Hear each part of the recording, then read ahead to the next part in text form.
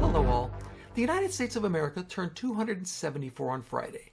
Hopefully, all of our US-based viewers still have all of their digits and have recovered most of their hearing from the celebratory fireworks, both public and private. Now, speaking of fireworks, this coming week is Patch Tuesday. You should expect an incoming barrage of explosive defects and vulnerabilities from Microsoft and a cadre of other vendors that adhere to the same release schedule. Our RedDotSecurity.news website contains a whole bunch more information than what's contained in these video comments, so be sure you check it out. OpenAI is now opening their logs to the New York Times so they can search through them for potential instances of ChatGPT serving up copyrighted content. I've written about it a few times in the past few weeks that OpenAI was court-ordered to log everything, including items that they told clients would not be logged. To me, this looks like the start of a never-ending treasure hunt by disgruntled publishers looking to recoup lost sales due to AI's insatiable appetite and propensity to ingest everything that's ever been digitally stored. Google Chrome had yet another zero-day defect found in their V8 JavaScript engine this time last week. If you're keeping track, that's the fourth one this year.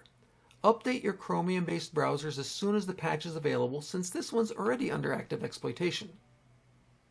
Mozilla Firefox has a problem with browser extensions being weaponized to steal cryptocurrency, wallet secrets, and logins.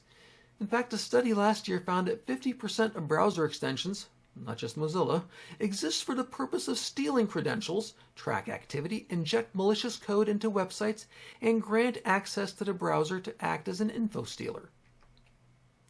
Cisco can't seem to stop releasing products that have hard-coded credentials in them.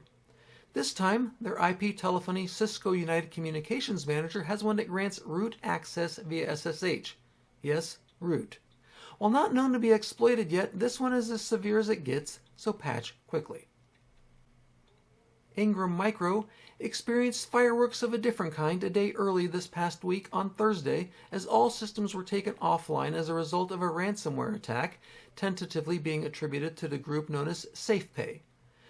Frustratingly, the giant reseller just went dark, with no news of information to clients other than to be greeted with a website message that said it was down for maintenance.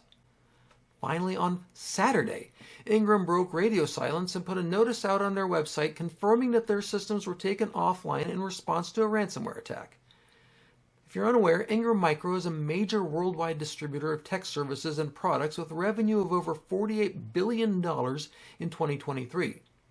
Now, if you've used Ingram to license Microsoft 365 products, it would be a very wise move to check for and remove Ingram's GDAP permissions in your partner portal and/or block their delegated access, since we have no way to know what the threat actor managed to access and exfil.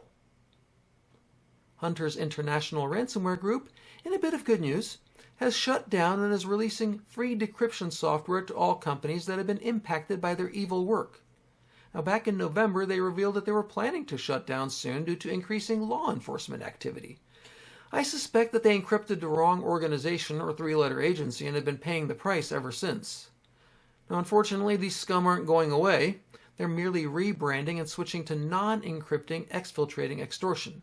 But hey, even a small win is still a win. Massive SD card testing database exposes fakes and charts their performance and endurance. Many years ago, when mere 1 gigabyte SD sticks were common, I saw a too-good-to-be-true advertisement of my favorite online reseller. It was a Sony-branded 512 gigabyte USB stick for only $25. I knew it couldn't be true, but my curiosity was piqued, so I ordered it, and I received an absolutely gorgeous metal swiveling USB stick engraved with the Sony logo and 512 gigabytes.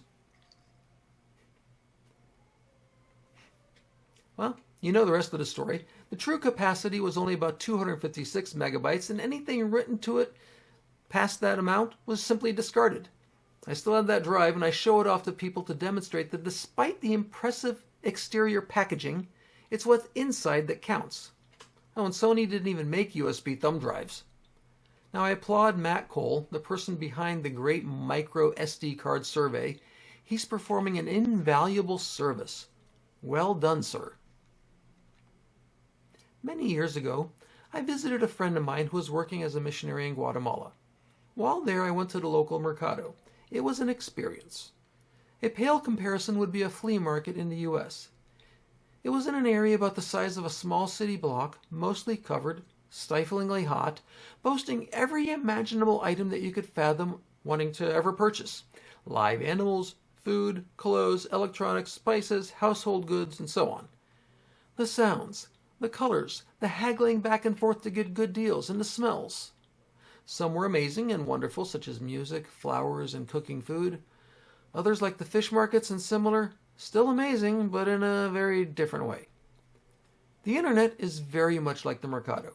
The sights, the sounds, the unbelievable variety, amazing in both senses. But you can find anything. And there are deals to be had, but the same warning that I got when going to the Mercado applies to the online world. Watch your wallet, be aware of deals that are too good to be true, and pay attention to your surroundings. Some areas are just not safe. Keep the shields up.